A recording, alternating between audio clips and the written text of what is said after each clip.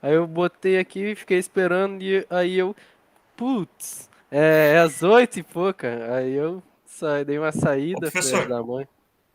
tu chegou a ouvir o que eu falei? Fala. Eu acho que eu fiquei falando e eu estava mutado. Aquele valor ali foi o seguinte: eu fui colocando na tabela, só que nem ali a gravidade estava em centímetros por segundo ao quadrado, né? Aí eu fui lá converter, tentei converter aquilo ali. Eu não sei se eu fiz algum, para não dizer uma palavra pior, não errei alguma vírgula ali. Acho que ficou meio alto. Muito bem, então, primeiramente, boa noite. Então, começamos aí a nossa aula síncrona de operações unitárias. Então, temos aí presente o Victor e o Pedro, ambos fizeram o TDE, parabéns. E estávamos há pouco aí o Pedro falando, o Victor falando sobre o feedback que eu dei para ambos. Evelyn, boa noite. Então, vamos lá, vamos fazer uma breve revisão da Boa última noite, aula. só Tudo bem?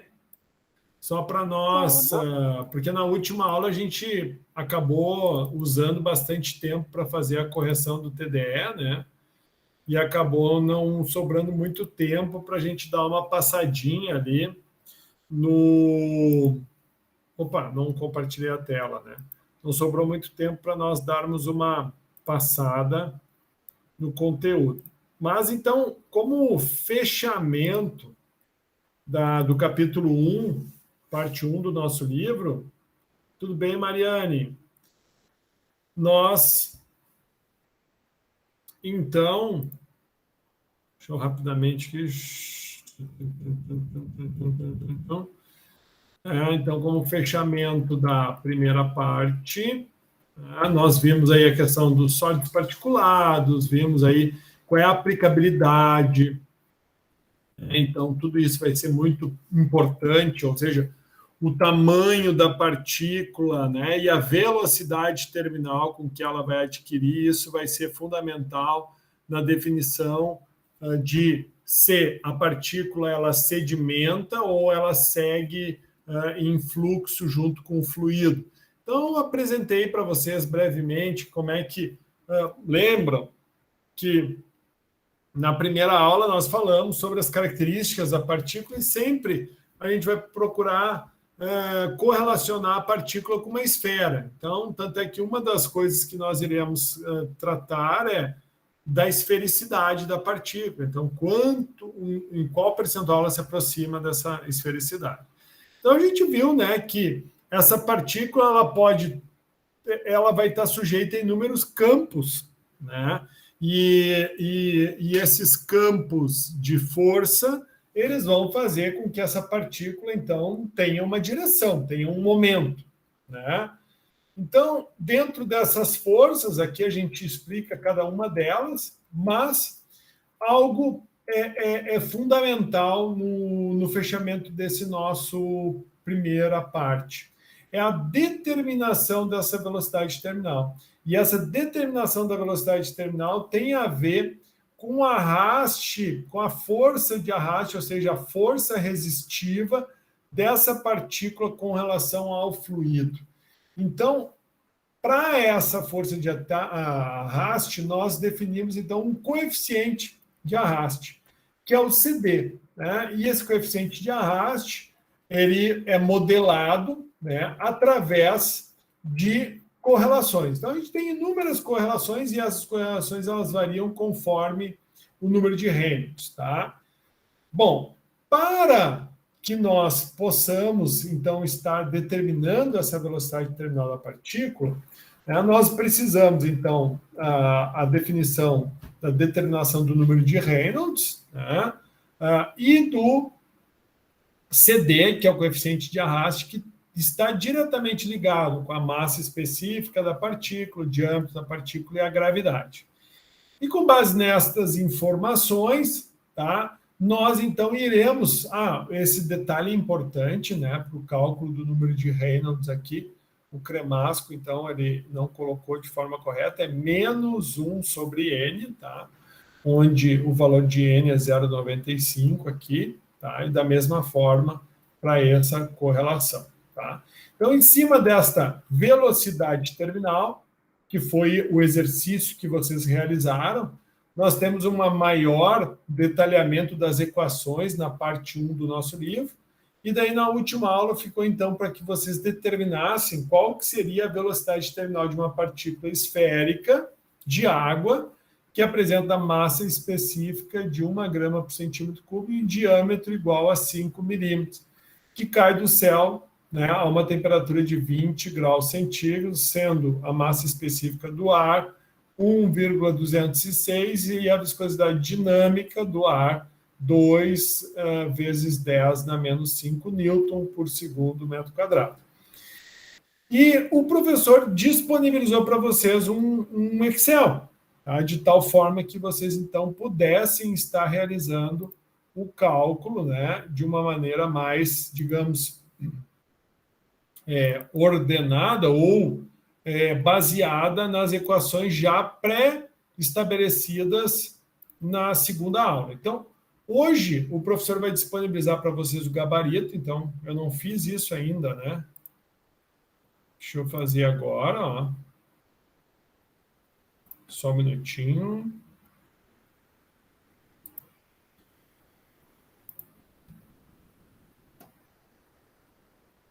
Aula 2. Vou botar aqui o gabarito.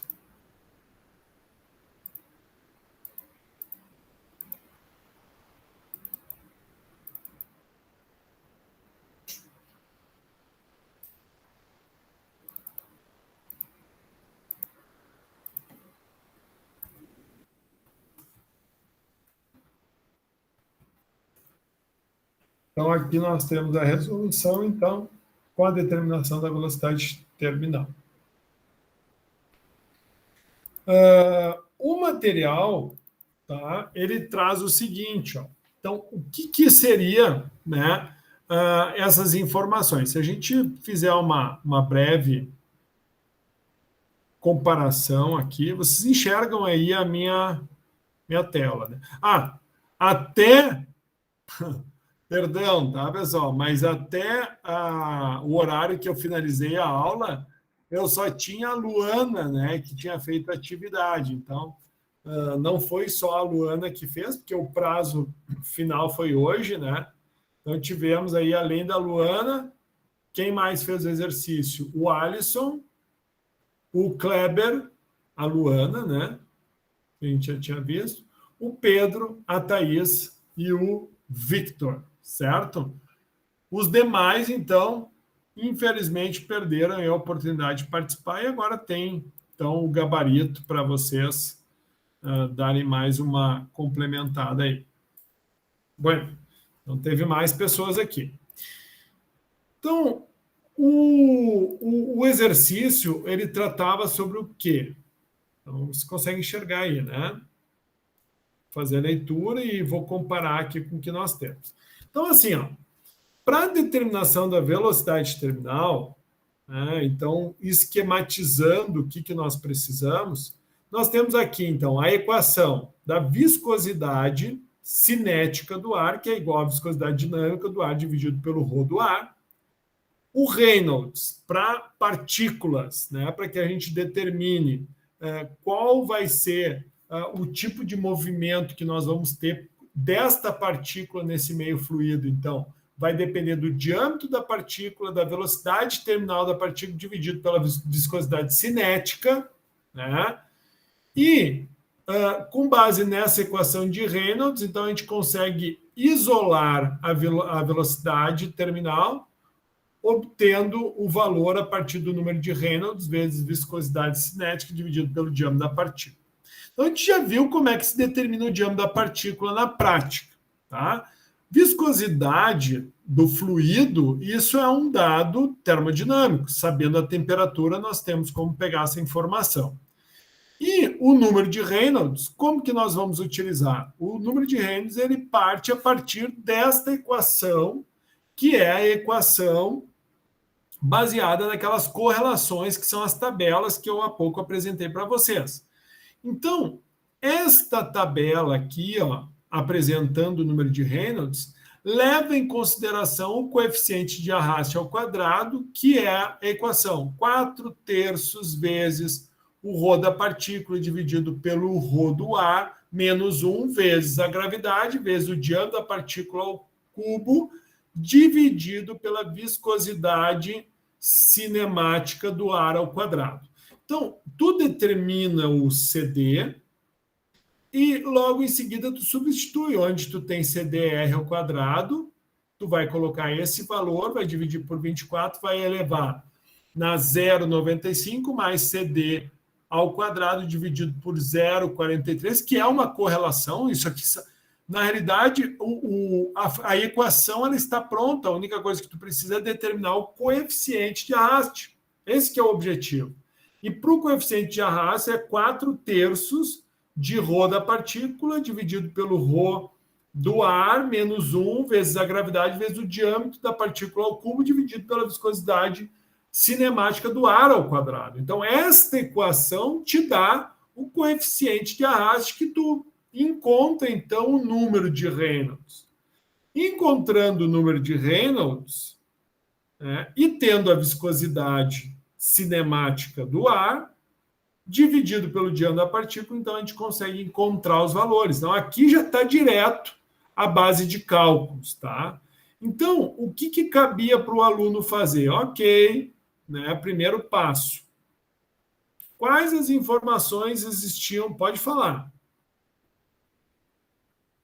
Alguém perguntou alguma coisa? Fala, Thaís. Pode falar. Perdão. Aonde que a gente consegue essas fórmulas mesmo que você falou? Porque nos slides eu não encontrei.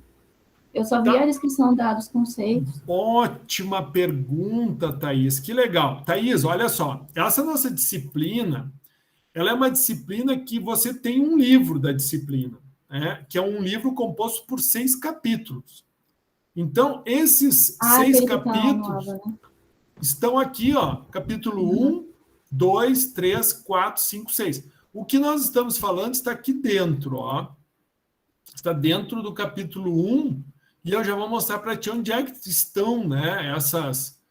Então, primeiro começamos falando da partícula, porosidade, falamos da massa específica, né, como é que se determina a área superficial, como é que se avalia a granulometria, né, tudo que a gente viu em sala de aula, né? Como é que se vê uma curva de dispersão granulométrica, né? E chegamos na morfologia e passamos, então, a escoamento de sólidos particulados.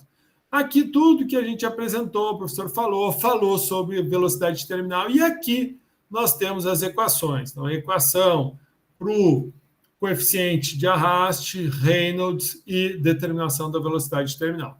Inclusive, o professor traz um exemplo calculado aqui, né, para que vocês, então, possam estar acompanhando, e o exemplo nada mais é do que esse que a gente está trabalhando aqui em sala de aula. Tranquilo, Thaís? Entendi, professor. Obrigada. Perfeito. E daí é assim, Thaís, como leitura complementar a esse primeiro capítulo, o professor orienta os alunos a também consultarem o capítulo 6 e 7 do Cremasco, que está disponível na nossa biblioteca virtual. Tu sabe usar a nossa biblioteca, né? Sim, eu vi na primeira aula. Isso, show. Então, tá aqui. E daí, o que o professor vai fazer? Todas as aulas, viu, Thaís? A gente vai trabalhar a apresentação e, no final da aula, o professor sempre vai pedir: alunos, façam a leitura do livro, que nem aqui, ó. A gente hoje finaliza a parte 1 com essa correção do exercício, tá? Que vem através da planilha gabarito, que é o que a gente está olhando agora. Daí, a gente entra na aula 3, já dentro do próximo capítulo, que é o capítulo 2, onde a gente vai falar de moagem, separação de sólidos, líquidos, gases, câmara gravitacional, elutriação, ciclone, centrífuga, sedimentação. Só que para a gente entender como um equipamento desses funciona, nós precisamos entender como se calcula a velocidade terminal, porque será a partir da velocidade terminal da partícula que nós conseguiremos separar o fluido das partículas sólidas. Ok? Show, entendi. Uhum. Show, tá. Obrigada. E assim, ó, Thaís, muito obrigado pelo questionamento, tá? Sempre que vocês não entenderem, o professor entra num módulo digamos, de metralhadora, que eu fico metralhando vocês com informações e acho que vocês estão entendendo. Então, sempre que vocês tiverem um questionamento, uma dúvida, não hesitem. Professor, para um pouquinho, professor, para de falar um pouco. Me diz aqui, ó, onde é que está tal coisa, beleza? É missão do professor ajudá-los, tá bom? Beleza, professor. Então, voltando aqui, então tinha o exemplo, né? Então, obtenha a velocidade de uma partícula esférica de água que apresenta massa específica 1 grama por centímetro, diâmetro igual a 5 milímetros, que cai do céu a 20 graus centígrados e dá as informações, né, do ρ, da massa específica do ar e a viscosidade dinâmica do ar. Então, estas informações, a única coisa que a gente tem que fazer, nós precisamos agora ajustar as unidades, né? Então, aqui nós temos milímetros, nós temos centímetros, nós temos metro, então não pode, nós temos que... Então, o que o professor fez aqui? Então, a primeira informação que nós tínhamos, ó, o ρ do ar é 1,6 quilo por metro cúbico. Então, por exemplo, eu posso passar o quilo por metro cúbico para gramas por centímetro cúbico, que é simplesmente dividir por 1000, a gente obtém a mesma informação em gramas, certo? Bom, a viscosidade cinemática eu tenho em metro quadrado por segundo. Bom, se eu tenho, tá, a massa específica do ar em grama por centímetro cúbico, então eu tenho que retirar de metros e transformar isso em segundos, que foi exatamente o que eu fiz aqui. Então, para nós sairmos de metro para centímetros quadrados por segundo, nós temos que multiplicar, então, por 10.000. Bom, a gravidade em centímetros quadrados, aqui tem um erro, ó, Victor. A gravidade é centímetros por segundo ao quadrado. Sim, e daí que acontece? A minha resposta lá no fim não devia ter posto por segundo ao quadrado. Era só metro por segundo, porque eu converti no resultado final. Dá quase o mesmo. Deu 10,98 por aí. Tu viu que eu erro também, né? Não, acontece. Todo mundo erra, tá, pessoal? Então, desculpem aqui, ó, eu fiz essa correçãozinha aqui, daí eu já atualizo lá o material de vocês, tá? E peraí.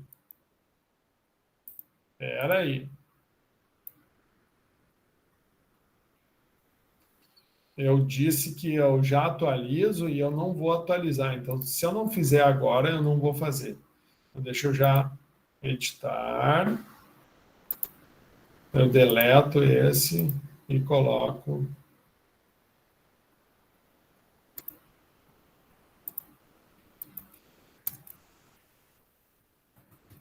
Se alguém baixou, agora tem o retificado aqui que já foi ajustado. Tá?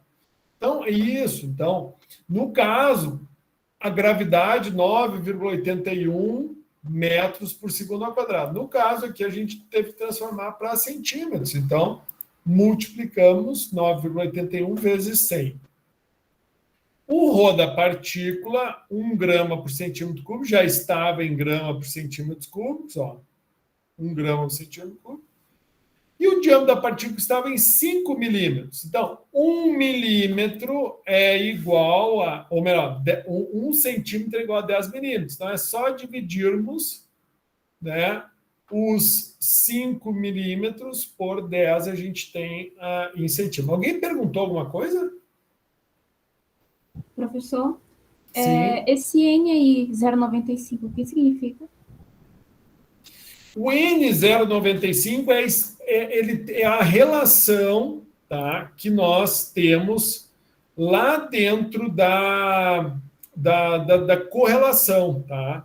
Então, se a gente olhar lá na primeira aula, tem o N, que é... Como é que se obtém esse N?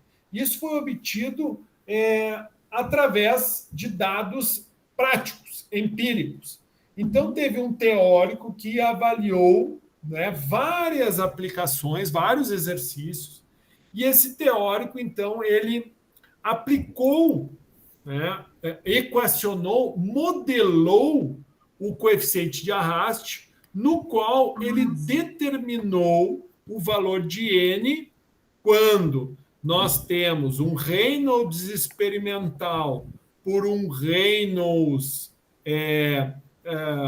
teórico próximo a 1, ele determinou que o N seria igual a 0,95.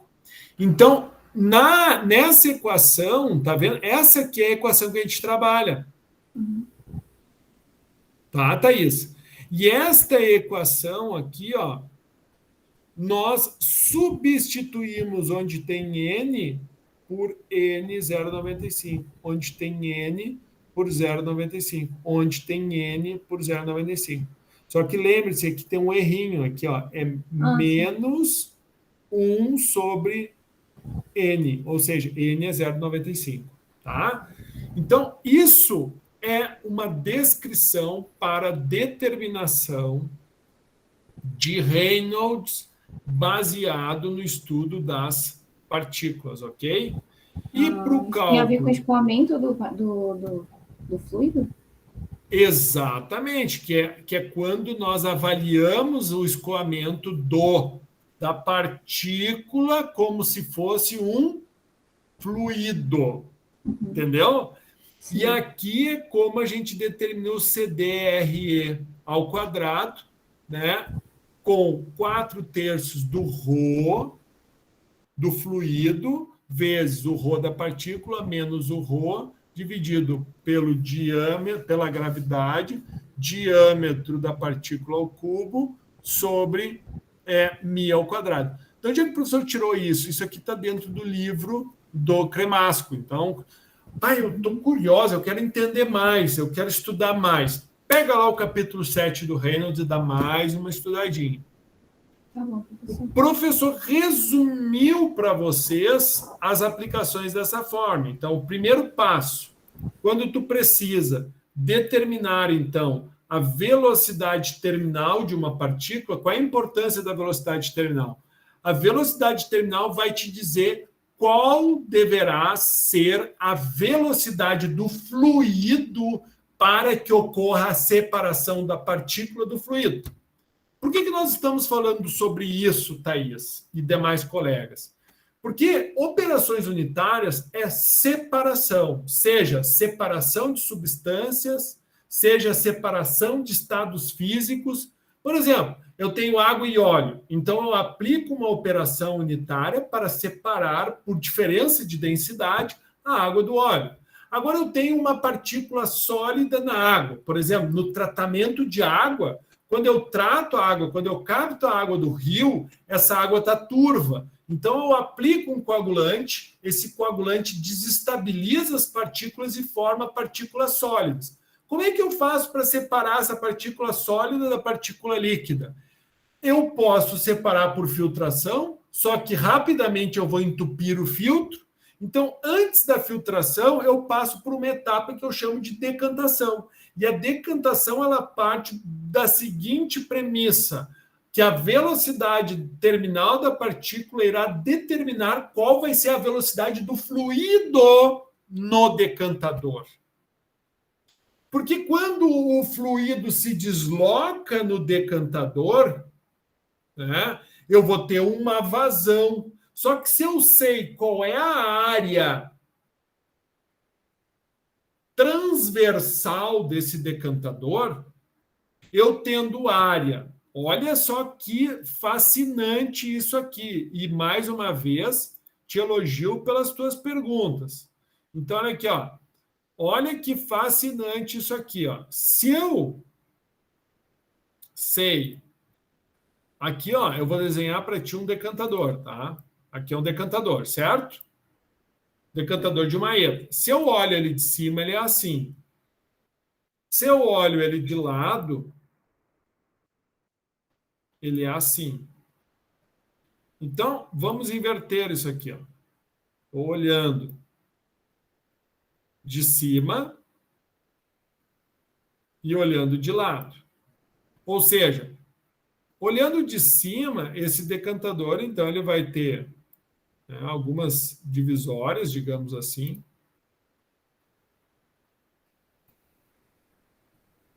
Né? Que é o fundo desse decantador, né? Essas divisórias, ele vai te dar várias regiões, que é onde tu vai ter o acúmulo dos sólidos, e esses sólidos, então, de alguma forma, vão ser, por exemplo, eliminados através de purga. Então, se tu olhar por baixo esse decantador, ele vai ter regiões onde ele vai ter pequenos coletores, digamos assim, coletores de partículas sólidas, certo?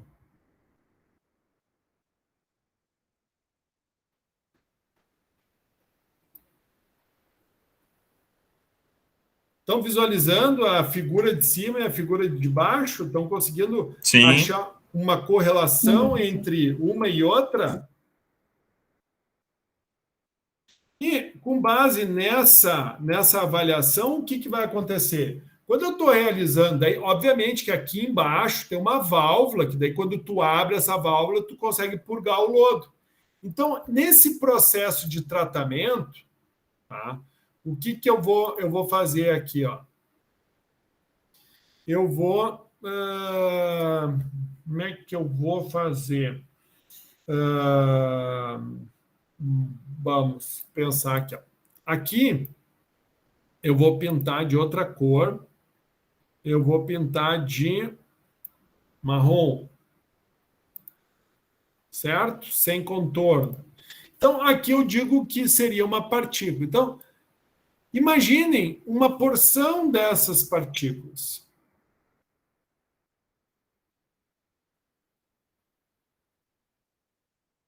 Opa! Todas essas partículas aqui, todas elas juntas, reunidas, elas vão ser nada mais do que aquelas partículas que vão ser formadas no processo de tratamento de água, ok?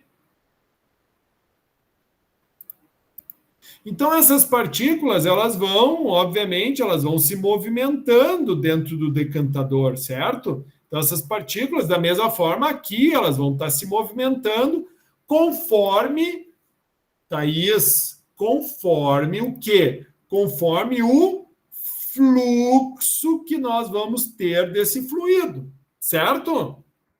Certo. Da mesma forma, isso aqui também vai estar acontecendo aqui embaixo. Então, este fluxo, ele vai ser definido conforme o tempo que tu quer que essas partículas se acumulem aqui embaixo e sejam eliminadas. Se o tamanho da partícula me dá uma velocidade terminal que seja inferior à velocidade do fluido, o que vai acontecer? Essas partículas vão ser todas arrastadas para frente.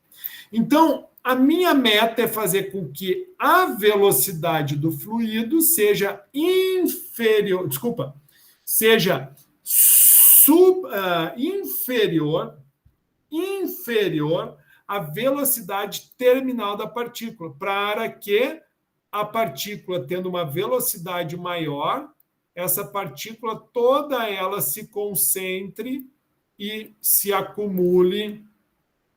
Ah, droga. Toda ela puxa vida. E se concentre no fundo do decantador. Então, por isso que a gente precisa determinar a velocidade terminal. Daí agora, Thaís, a gente olhou de cima, olhou de lado o decantador. Mas se a gente olhar esse decantador de frente, esse decantador ele vai ser mais ou menos isso aqui. Certo?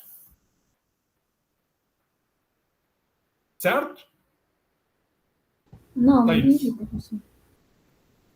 eu estou olhando de cima o decantador, estou olhando de lado o decantador, agora eu estou olhando o decantador de frente.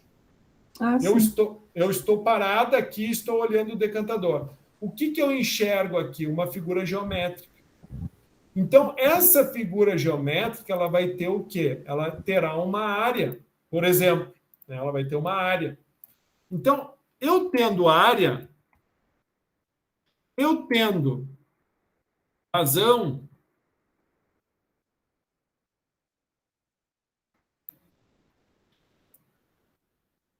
pelo contínuo, ou seja, pela equação do contínuo, eu tenho que P é igual a área vezes a velocidade.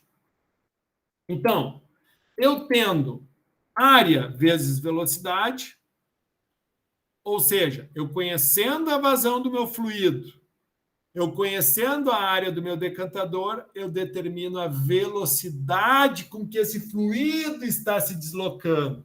Então, para mim saber agora qual vai ser a velocidade do fluido, eu preciso saber a velocidade de quem? Quem que eu quero separar? Quem que eu quero separar? As partículas, né? Então, eu preciso saber a velocidade de quem? Delas.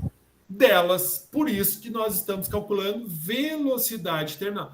E aqui eu dei um exemplo de tratamento de água, mas esse exemplo poderia ser, por exemplo, uma centrifugação para separar as partículas sólidas por meio de um processo centrífugo, seja por meio de um ciclone, seja por meio de uma centrífuga e assim por diante.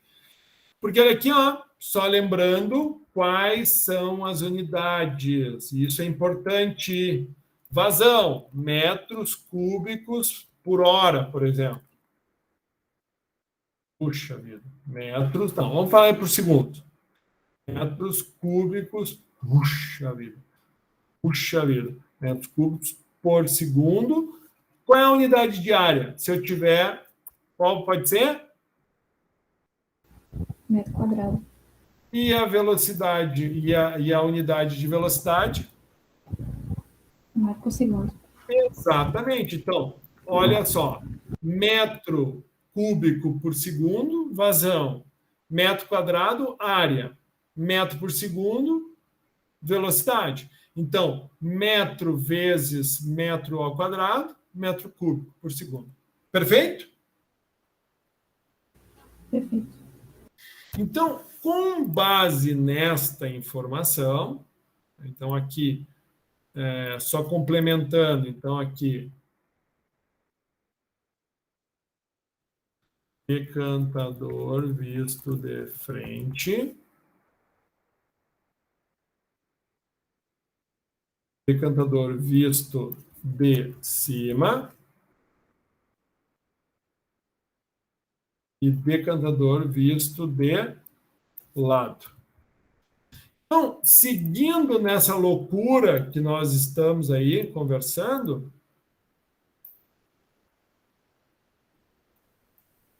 nós, então, voltamos de novo para o cálculo da velocidade terminal. Então, aplicando o equacionamento, porque nós temos que determinar Reynolds, e para determinar Reynolds, a gente precisa definir o coeficiente de arraste. E o coeficiente de arraste precisa do ρ da partícula, do ρ do ar, da gravidade, do diâmetro da partícula. E da viscosidade cinemática do ar. Então, tendo essas informações, a gente aplica, nós achamos, então, por exemplo, o CDRE. Como é que a gente calcula o CDRE? Aplicando essa equação aqui, ó. Então, vocês podem ver, olha aqui, ó, a equação está aplicada. Estão vendo? Então, ó, 4/3 da fórmula vezes o ρ da partícula dividido pelo ρ da água, menos 1 vezes a gravidade, vezes o diâmetro da partícula em centímetro, tudo, preste atenção nas unidades, ao cubo dividido pela viscosidade cinemática ao quadrado. Beleza, achei o CDRE. Tendo o CDRE, eu aplico a equação de Reynolds. Então, aplicado para partículas. Então, O CDRE foi o resultado que tu encontrou aqui em cima. Basicamente, é só o que tu precisa. O resto é a cópia pura da equação de baixo. Então, nós vamos ter que Reynolds adimensional, ambos adimensionais, vai ser 3.310. Com esta informação de Reynolds, então eu acho a velocidade terminal. Como é que eu calculo a velocidade terminal? Velocidade terminal é Reynolds vezes viscosidade cinemática de quem? Do ar dividido pelo diâmetro da parede. Bom, vai ser a viscosidade cinemática do ar se o ar for fluido. No caso desse exemplo que eu dei de decantador, a viscosidade cinemática seria do ar? Seria de quem? Nesse exemplo aqui. Seria da água. Da água. Perfeito. É isso aí. Show de bola. Parabéns. Então, com base nisso, o que acontece? Nós chegamos a um valor de velocidade Nós chegamos a um valor de velocidade terminal. Então, no caso aqui, deu em centímetros por segundo. Então, a velocidade que a partícula está sob a ação da gravidade, pessoal, mais ou menos resumindo, a velocidade com que essa partícula individualmente ela segue a ação da gravidade, certo? Esse tipo de ação da gravidade. Então, a velocidade com que essa partícula se projeta para o fundo do decantador vai ser, então, de aproximadamente 1.099 centímetros por segundo. Então, se eu quiser que essa partícula vá junto com o fluido, qual vai ter que ser a velocidade do fluido? Maior ou menor que a velocidade terminal? Maior. Maior? Maior. Agora, se eu quiser que essa partícula seja separada do fluido, qual vai ter que ser a velocidade do fluido? Menor. Maior ou menor? Menor. Menor. Tá? Então, é por isso que a gente determina a velocidade terminal. Ok? E essas fórmulas aqui, isso são equações empíricas. É experiência versus prática. E em cima disso se chegou nessa equação, ok? Pessoal, tranquilo? Dúvidas? Esperando só os exemplos aí mais para frente. Tá. Essa parte dos decantadores realmente, até agora no curso eu não vi. E olha que essa é a terceira e última cadeira. Então tá, sempre tem uma primeira. Então, hoje nós vamos ter a primeira avaliação, tá? Que é um AP1 que vale 0,1 pontos. Então, hoje nós vamos entrar no capítulo 2, vamos falar de moinhos. Por que é importante a gente usar moinho? Qual é o objetivo do moinho? Quebrar as partículas. Uma vez, por que tu quebra as partículas? Porque tu quer especificar as partículas num determinado tamanho. E isso é especificação, por exemplo, né? Então, o moinho é um equipamento que vai chocar, tem vários tipos de moinho, porque vai depender das características da partícula. É uma partícula que vai, né, absorver mais o impacto, é uma partícula que vai ter uma característica mais cristalina. Então, que dependendo das características físicas da partícula, o tipo de moinho vai ser diferente. Então, nós vamos ver esses diferentes moinhos. Uma vez, então, esse material sendo moído, tu pode utilizar, né, essa partícula sendo transitada por dentro do moinho, utilizando como fluido o ar. Né? O ar, então, vai carregar a partícula que vai alimentar o moinho, vai ser moída junto com o ar, e depois tu precisa separar o ar da partícula.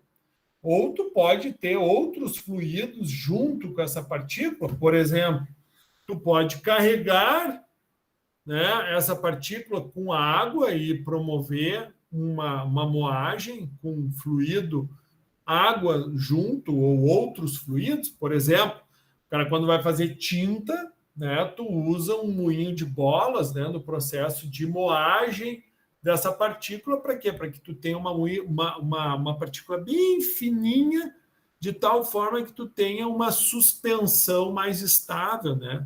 Porque quanto menor a partícula, maior ou menor será a sua velocidade terminal? Quanto menor a partícula. Menor. Porque, vamos lá, é só vocês olharem a fórmula da velocidade terminal, né? Ela está ou não está, ela é ou não é dependente do diâmetro da partícula. Aqui, ó, tá vendo? A velocidade terminal, ó, é inversamente proporcional. Então, quanto maior o diâmetro, menor a viscosidade. Né? Quanto maior o diâmetro, menor a viscosidade. A velocidade. Por quê? Porque é inversamente proporcional. Claro que a viscosidade do fluido influencia também, mas fazendo uma análise crua, por exemplo, eu tenho essa velocidade aqui, ok? E isso que é bacana no Excel, pessoal, que você tem que aprender a pensar o seguinte, ó, isso aqui não é mamata, isso aqui é formas rápidas para te gerar interpretação de dados. Vocês estão vendo aqui que eu tenho um diâmetro de partícula de 5, certo? Se vocês pegarem e botarem 20 aqui, ó, o que acontece com a velocidade? Está vendo aqui, ó, a velocidade é 1099. Se eu aumentar o tamanho da partícula, o que aconteceu com a velocidade? Ó? Ela aumentou a velocidade aqui da partícula, tá vendo? Ó? Então, eu aumentei o tamanho da partícula, né, e automaticamente... Por quê? Porque, no caso, né, o diâmetro da partícula é inverso à velocidade terminal. Porém, o diâmetro da partícula, para determinação do coeficiente de arraste, ele tem uma importância. Então, a gente viu que se a gente aumentar muito o tamanho da partícula, eu vou fazer com que a velocidade de queda da partícula seja maior. Agora, se eu diminuo para 1, o que aconteceu aqui? Ó? Eu diminui mais a velocidade. Por quê? Porque eu tenho uma partícula pequena. Então, muito embora seja inversamente proporcional, o que acontece? O Reynolds, que é diretamente proporcional pela velocidade, tem a influência do diâmetro da partícula ao cubo. Perceberam isso, pessoal? Então, o que nós podemos constatar através dessa breve brincadeira aqui, só mexendo o diâmetro da partícula? Quanto maior o diâmetro da partícula, maior ou menor vai ser a velocidade? Quanto maior, menor a velocidade. Contrário, né? Porque foi o que eu disse, ó. 5 milímetros, qual é a velocidade? 1099. 10 milímetros, 1575. 20 milímetros, 2.239. Tu está percebendo que está aumentando o diâmetro da partícula? Está aumentando a velocidade e não diminuindo? Sim. Por quê? Porque o diâmetro da partícula ele não influencia só na velocidade, ele influencia no Reynolds. E para te calcular o Reynolds, tu precisa do coeficiente de arraste que leva em consideração o diâmetro da partícula ao cubo, tu entendeu? Enquanto aqui tu tá com diâmetro elevado na potência 1, no coeficiente de arraste, o diâmetro é elevado na potência 3. Então, é por isso que não é inversamente proporcional, mas diretamente proporcional. Né? Mas aqui é uma divisão. Pois é, mas é que Reynolds tem também influência, né? E só que é influência na 3. Então, não deixemos nos enganar pelo o quociente, porque Reynolds ele varia também com a partícula. Compreenderam isso? Sim ou não? Deu. Para mim, deu. Se eu botar 1 milímetro, ou seja, eu vou diminuir bastante o tamanho da partícula, o que vai acontecer com a velocidade? ela vai diminuir Diminui. bastante. Ou seja, ela vai para 414. Agora, se eu volto para os mesmos 5 milímetros, ela vai para 1099.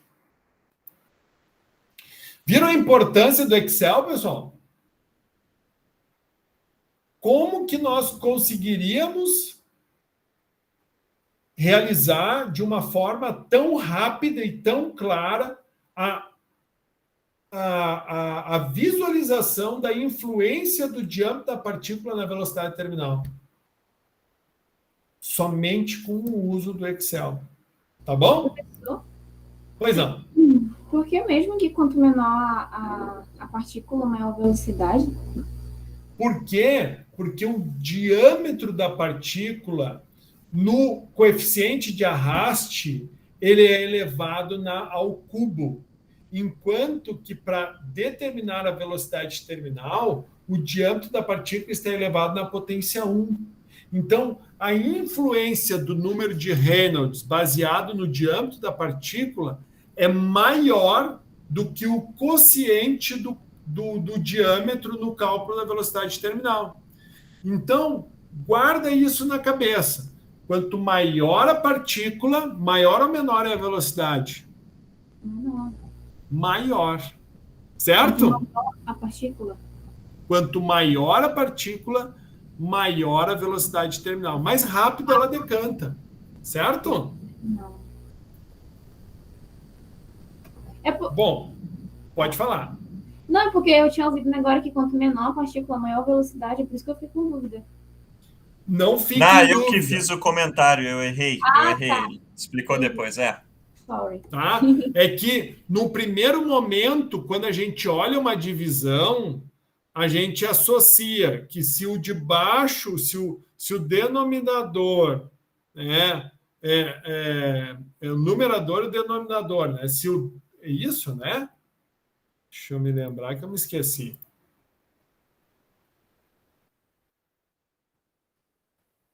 Ó, vamos ver. Aqui, ó.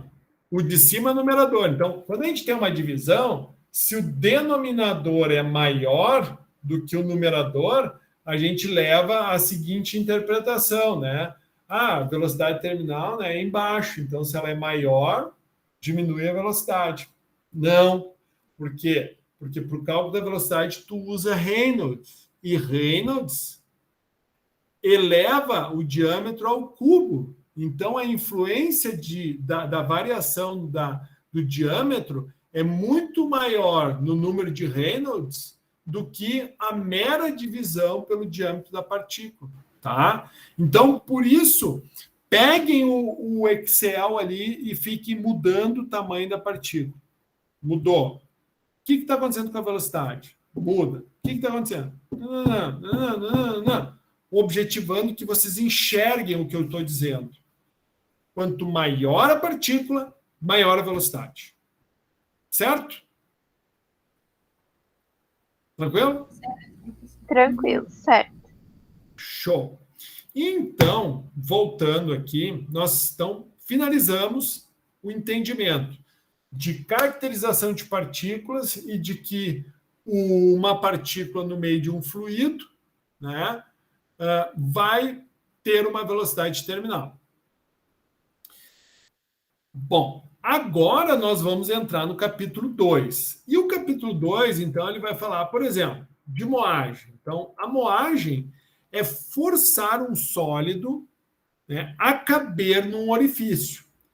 Mas só que esse fato, né, de forçar o sólido até que ele caiba no orifício, entre aspas, naturalmente, é o processo de moagem. Então, tu vai ter um orifício. Vamos dizer...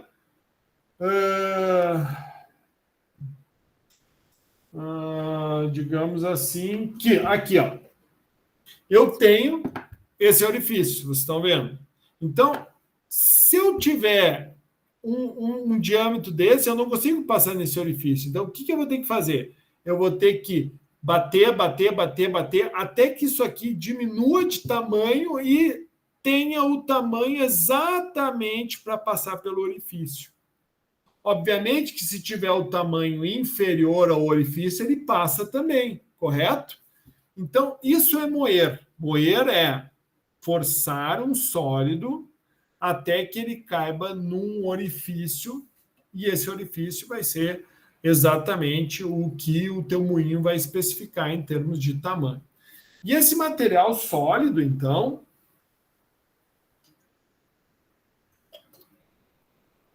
ele vai ter sobre ele o exercício de uma força, né? E essa força, então, vai fazer com que ele se rompa, né? E é a partir, então, da ruptura desse material que ele vai estar, então, passando através desses orifícios. Então, a gente tem um exemplo aqui de um moinho-martelo, né? Então, um moinho-martelo, inclusive o professor, né, mostrou aqui como é que é um moinho-martelo por dentro, então, tá vendo os martelinhos aqui em movimento. E esse aqui, por exemplo, é um desenho técnico mostrando os orifícios. Então, qual vai ser o objetivo? Tu vai bater, bater, bater. A partícula, então,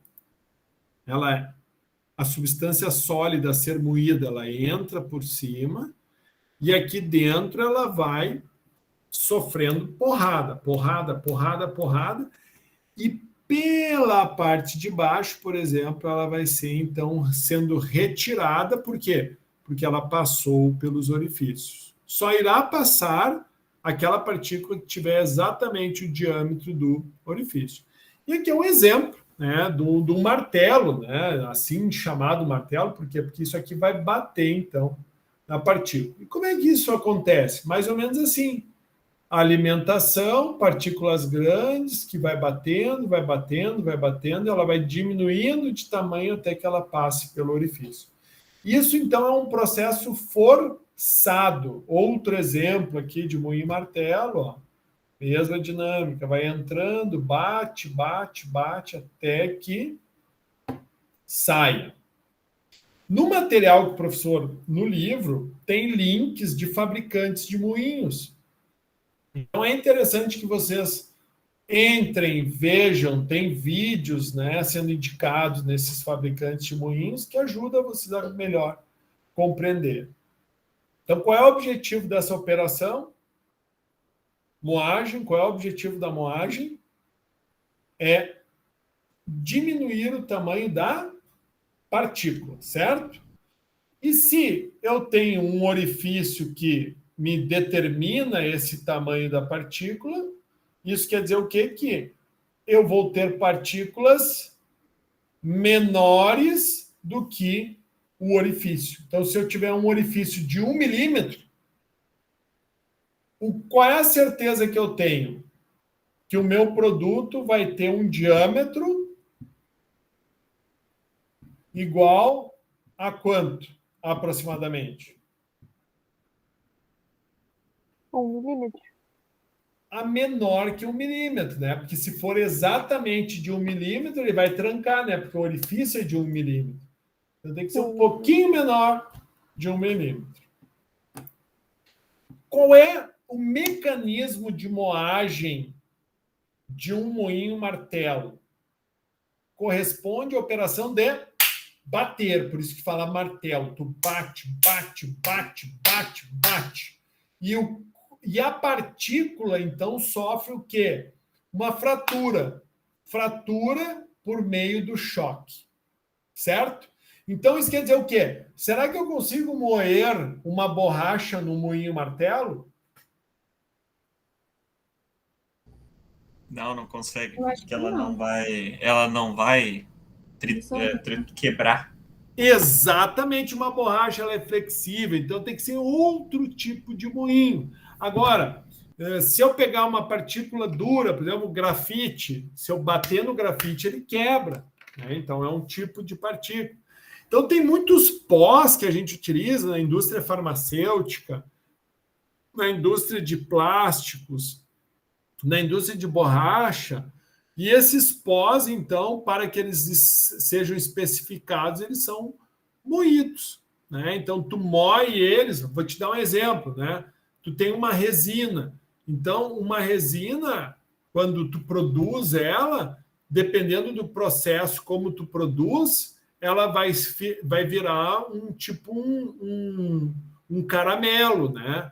Então, esse caramelo, ele é facilmente quebrado. Então, por exemplo, tu pode quebrar essa resina por meio do uso de um moinho martelo. Claro que o choque, o atrito gera calor, então alguns cuidados com o ponto de fusão tu tem que tomar. Então, às vezes, tu vai ter moinhos que no corpo do moinho vai ter resfriamento, porque para baixar a temperatura e evitar com que, a partir do choque, as partículas se aqueçam e com aquecimento atinja-se o ponto de fusão do material, chegando, né, por exemplo, a liquefação dele dentro do moinho. Daí o que acontece? Se eu, em vez de ter partículas sólidas, eu tenho líquido dentro do moinho, eu vou conseguir moer? Não tem como moer líquido.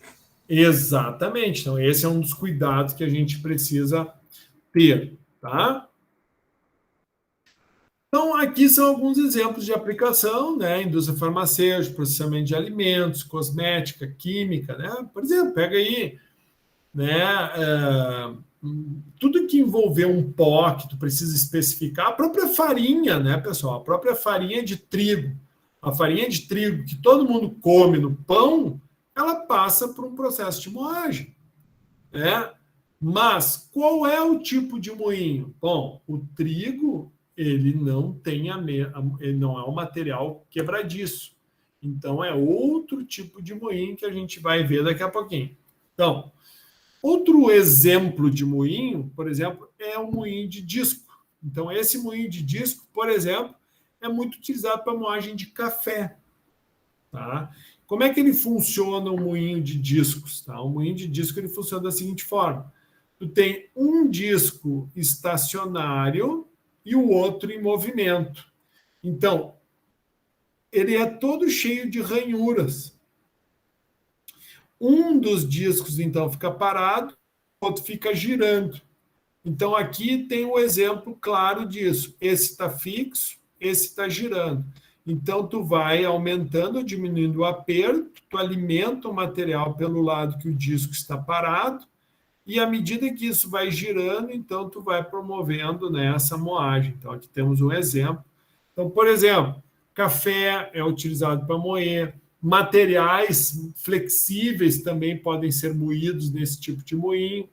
Então, por exemplo, tinha um produto que foi, inclusive, o mestrado do professor, que é o FACTS, utilizado em borracha.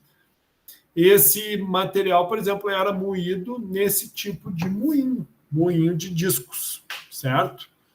Então, qual é o mecanismo que nós temos aqui? Então, a operação é apertar. Então, o foco é fazer com que uma parte fique parada e a outra fique apertando, esfregando. E nesse processo de apertar sob pressão, tu tem uma fratura, então, por compressão, né?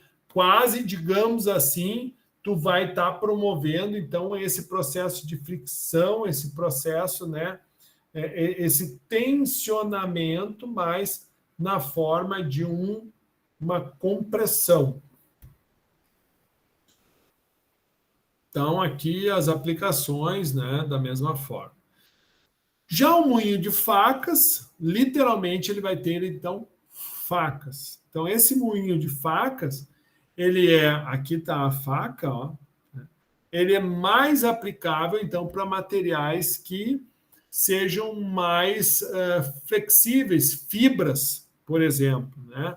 Então, um moinho de facas, ele vai servir para ti, né? Ele vai ter um mecanismo de ação um pouco diferente. Então, por exemplo, tu vai ter uma faca estacionária e outra girando, isso aqui passa bem próximo, né? Então, isso tu vai cortando e aqui embaixo tu vai tendo também um peneiramento. Então, aqui uma vista desse moinho, por exemplo, por cima. Aqui várias facas, né? Aqui algumas facas. E como é que isso acontece? Então, por exemplo, o material ele entra e vai passando pelas facas e vai saindo. Aqui um outro exemplo, o material entrando, vai passando pelas facas e vai saindo. Qual é o mecanismo, qual é a operação, então, desse tipo de moinho? Moinho de faca, então, ele vai rasgar.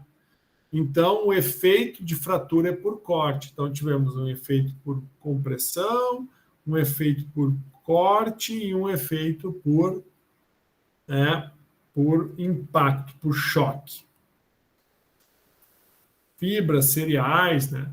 O moinho de bolas, né? Então, por exemplo, muito utilizado na indústria de cimento, na indústria de minerais, onde a moagem pode ser a seco, né? Ou seja, só com fluido ar, ou em meio aquoso, né? Então, aqui a gente enxerga o moinho de diferentes, tipo o decantador que o professor desenhou, olhando de cima. Então, tu tem o motor, o redutor, que faz com que esse moinho gire. Olhando ele de lado, o motor aqui, ó, isso aqui gira, e olhando ele de frente. Então, esse tambor inteiro, ele gira, certo? E como é que ele é por dentro? Então, ele vai estar cheio de esferas de diferentes tamanhos, e essas esferas, então, elas ficam girando aqui junto com o material. Então, será estas esferas que vão se chocando, uma esfera contra a outra, e nesse choque, quem é que vai estar ali no meio? As partículas que estão sendo moídas. Então, aqui um exemplo, vários tamanhos de esfera, e aqui mostra o mecanismo. Então, o que está sendo moído é os pequenininhos. Então, tu vai, conforme o giro que tu vai tendo, essas esferas vão se chocando uma com a outra e vai aumentando o tamanho, que é um movimento que é muito parecido com o que acontece, né? Talvez numa betoneira. Claro que o intuito da betoneira não é quebrar, não é moer, mas sim, né? O intuito da betoneira é misturar, mas é muito parecido, né, com o movimento que a gente tem na betoneira. Ok? Vários exemplos aí. Esse é um moinho de laboratório, então tu enche de esfera, fecha, ele fica girando sobre 2 roletes. Vários exemplos. Né? E qual é a operação? Além de apertar, porque tu vai ter a fricção de uma partícula com a outra, tu também vai ter o choque de uma partícula com a outra e estando, né, o que tu quer moer no meio. E qual vai ser o efeito, né, que nós vamos ter, né, o mecanismo?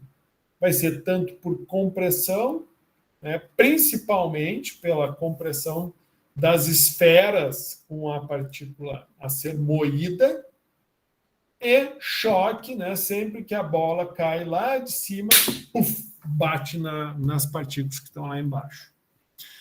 Aplicação, então, moagem de cimento, moagem de minérios de cobre, extração de cobre por flotação, né, e toda uma indústria farmacêutica, indústria de tintas, que faz uso, então, desses materiais. Muito bem. Uma vez moído esse material ele ainda não está especificado plenamente, né? Então, tu pode ainda, né, definir estações de peneira para que esse material, então, ele saia exatamente do tamanho da partícula que tu quer. Então, as peneiras, elas visam o quê? Classificar esse material. Então, por exemplo, o professor que trabalhou numa empresa, que era uma empresa que produzia acelerador de vulcanização, e a gente especificava que em mesh 100, lembram? Mesh 100, né, é o tamanho, né, da malha da peneira. Então, em mesh 100 gramas de material, no máximo pode reter 1% em mesh 100. Isso quer dizer o quê? Que eu preciso ter 99% das partículas menor que mesh 100, ou seja, para que elas passem por mesh 100. Então, isso, por exemplo, né, tu pode, né, utilizar tanto para determinar uma especificação, ou tu pode ter uma estação que propicie somente a separação de partículas com determinado tamanho de partícula. Então, aqui, por exemplo, um seletor. Ó. Então, alimenta aqui, e aqui tu tem uma peneira vibratória, vai separar partículas de maior diâmetro em cima, menor diâmetro embaixo. Digamos, embaixo está especificado, segue para embalagem, para embalo. Em cima não está especificado, volta para o moinho. Né? Então, imaginem tudo isso num processo contínuo. Né? Ou nós podemos ter uma peneira, né, vibratória também, só que linear e não circular. Então, da mesma coisa, tu alimenta, isso aqui tudo vai vibrando, né?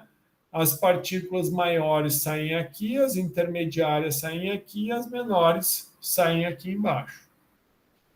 E aqui, né, um outro exemplo, partículas graúdas vão ser removidas em cima. Isso aqui é muito comum a gente ver principalmente em pedreiras, né, onde tem os britadores que vão moer a pedra, né, e daí tu vai tirar a brita 5, brita 2, brita 1 e as britas conforme o tamanho do diâmetro. Então, há exemplos que, conforme o diâmetro da peneira, teremos diferentes diâmetros de partícula. Certo? Exemplos aí, mesh 100, então, tu vai ter partículas inferiores a 0,0147 centímetros ou menores, que eu acho que dá 14,7 micrômetros, né? Então, o peneiramento, ele serve para te especificar, então, partículas. Né? Então, por exemplo, tu tem esse perfil da partícula. Então, tu peneira e determina, não, eu quero partículas nesse tamanho. Então, com base nisso, eu seleciono o tamanho da minha partícula. O resto que tiver menor, né, menor está dentro, adequado, que se estiver maior, precisa voltar para o moinho para atender a especificação. Ok? Bom, o que fica então para vocês? Leitura, início da leitura, parte 2, e o TDE. Para a realização do TDE, vocês precisam fazer a leitura do artigo material 1, aula 3, e está aqui ele, né, a influência do tamanho e da forma da coluna de queda na velocidade terminal do grão de milho e do feijão, e você vai ter que, cada aluno individualmente deve postar um vídeo explicando a importância da velocidade terminal em operações unitárias, tendo como base o tema 1 e o artigo apresentado na aula 3. O vídeo deve ter no máximo 1 minuto. O vídeo deve ser disponibilizado no formato de Drive ou com o link pelo YouTube. E essa vai ser a avaliação valendo 0,1 pontos. Lembre-se de liberar o acesso para visualização, caso contrário, o professor não consegue, então, avaliá-lo. Pessoal, dúvidas? Não, professor. Eu tenho uma duvidazinha sobre a semipresencial, porque essa daí é o TDE. A semi aqui está marcado para o dia 19/3 no cronograma. Não é 19. Não é 19? É dia 26. 26. É para outra semana, então. Tá. Eu vou confirmar isso aqui, Victor. 26 é sábado que vem daí. Tá na sequência? Como é que eu fiz? Eu botei na sequência. Quem é que tá tem antes? A semipresencial. Isso, aula 3. Daí esse TDE valendo 0,1. Aí na sequência para o dia 19, este sábado, a semipresencial valendo 0,1 também. Deixa eu ver aqui. A gente segue o calendário da UBRA.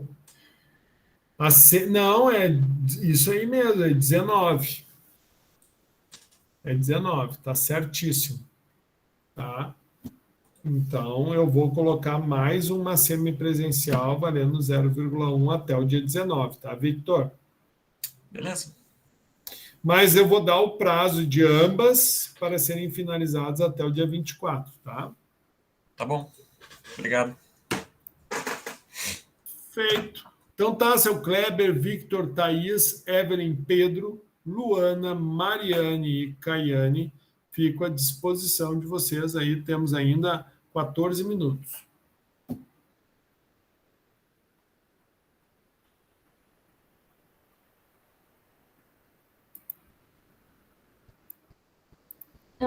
Só é a mesma questão de.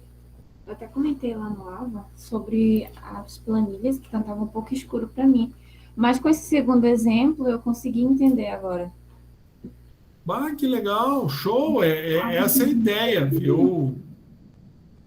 Essa é a ideia. E sempre que a gente tiver dúvida, questionamento, a gente está sempre à disposição, tá, Thaís?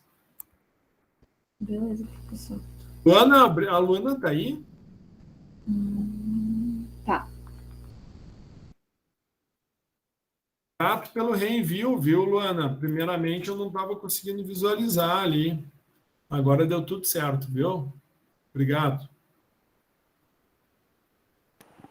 Sir, só o que eu ia falar é Hum, que com a aula de hoje, contigo falando sobre peneira, sobre os moinhos, foi mais fácil entender sobre aquele tema que tu deu na primeira aula, sobre os meshes, sabe? uhum. Então, tipo, tendo essa aula aqui, se ela tivesse sido antes daquele primeiro conteúdo, eu acho que seria mais fácil de visualizar e entender sobre o mesh lá.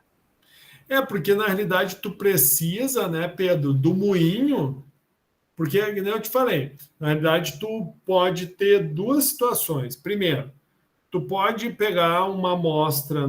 Vou dar um exemplo. Eu vou pegar uma areia de rio e vou querer classificar essa areia de rio. Tá? Mas, por exemplo, eu quero areia fina. Então, para mim ter areia fina, eu tenho duas situações. Ou eu acho uma jazida de areia fina, ou eu moo a areia e deixo ela, né, fina.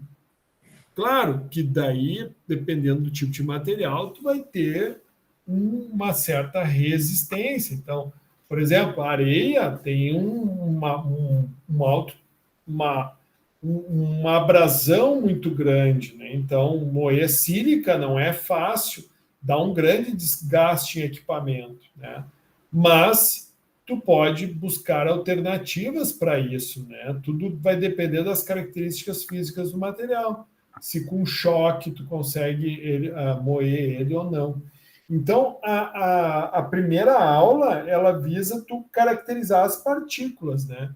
Mas, por exemplo, se eu quiser uma partícula especificada, eu vou ter que passar, então, por um moinho. Então, eu fabrico aí, vou te dar um exemplo. Então, o TMTD é um acelerador de vulcanização. Então, o processo de fabricação dele é dois líquidos que, quando misturados, precipitam um sólido. Então, esse sólido precipitado ele tem que ser seco e depois de seco ele vai ser um pó todo descaracterizado. Descaracterizado, que eu quero dizer é o seguinte, ele vai ter um perfil de granulometria, né, totalmente desuniforme. Então, ele vai ter partículas que vão passar em mesh 50, partículas que vão passar em mesh 100 e partículas que vão passar em mesh 200, ou seja, está tudo descaracterizado. Mas, para mim, né, usar ele como acelerador, quanto menor for o tamanho da partícula, mais fina ela vai ser, esse pó, mas melhor vai ser a mistura e a performance desse pó num processo de vulcanização, por exemplo, né, de aceleração. Então, eu acabo tendo que levar esse material para o moinho. Daí, quando eu moo esse material, eu coloco um seletor de tamanho de partícula no moinho que me dê partículas inferiores a 100 micrômetros, né? E em cima disso, dessa especificação de moinho, eu tenho que ter um controle de qualidade. Daí, o controle de qualidade, eu posso usar um tamanho, somente um tamanho específico de peneira e checo. Largo essas 100 gramas em cima da peneira e, por vibração, vejo quanto que passa. O que ficou retido na peneira, se eu especificar que tem que ser, né, menor que 1%, então, se eu botei 100 gramas, então a massa que fica na peneira, que é o que não passou em mesh 100, vai ter que ser no máximo 1 grama. Né? E em cima disso, por exemplo, tu define uma especificação de partícula. Tu não tem, lembra? Tu não tem o diâmetro médio da partícula. Por quê? Porque tu não fez o estudo granulométrico. Poderia fazer? Poderia, daí tu vai usar as peneiras. Mas tu tens a seguinte especificação. Não, eu tenho partículas inferiores a 100 a mesh 100, inferiores a mesh 100. Certo? Mas isso não te dá o diâmetro médio. Para te ter o diâmetro médio, tu precisa comparar médias entre peneiras, porque daí tu vai conseguir determinar esse perfil. Certo? Certo, entendi. E aquele outro exemplo que tu estava dando ali sobre o moinho de discos, né? Aham. Acho que uma vez eu vi, mas não era indústria, né? Quando eu era menor, eu fui num passeio com a minha tia aos caminhos rurais e lá eles usavam esse tipo de moinho para moer o milho e fazer a polenta, né? Ah, claro, para Sim. cereais Aham. se usa moinho de faca. Vou te dar um exemplo, tu usa moinho de faca para moer a mandioca, né? Que a gente vai aí, mandioca brava ou mandioca que a gente. Por quê? Porque ele é um grão que é mais macio, entendeu? A própria farinha de trigo também é um moinho de facas, né? Porque Sim. ele é mais macio para quebrar numa. Porque o que acontece? Se tu um exemplo que vocês podem fazer, almofariz e pistilo vocês conhecem, né? Sim. Que a gente tem no laboratório. Almofariz e pistilo. Ou pistão, né? Mas é mais pistilo. Então, é isso aqui, ó.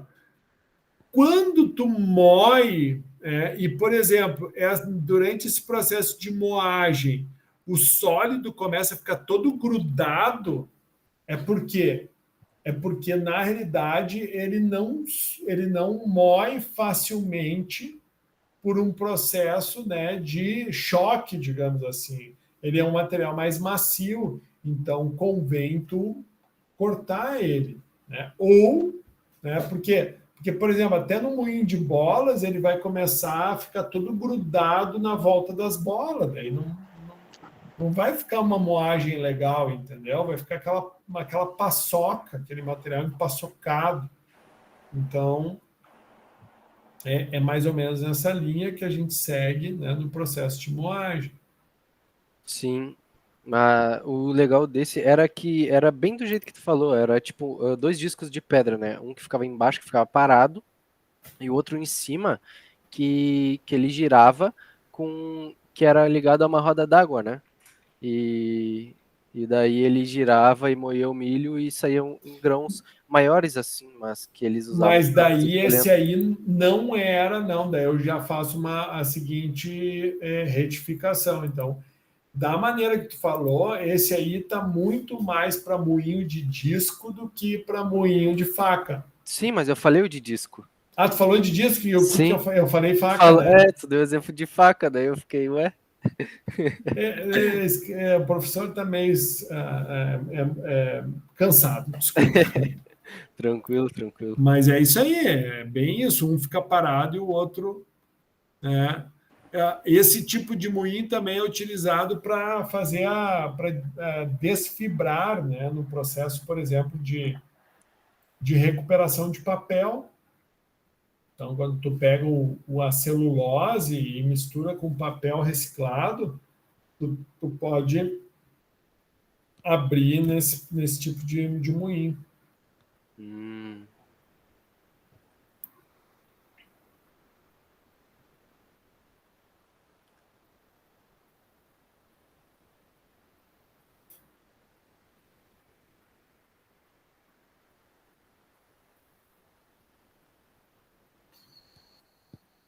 Mas até sábado eu coloco. Até eu vou fazer assim, ó, Victor, usar o que o Victor falou.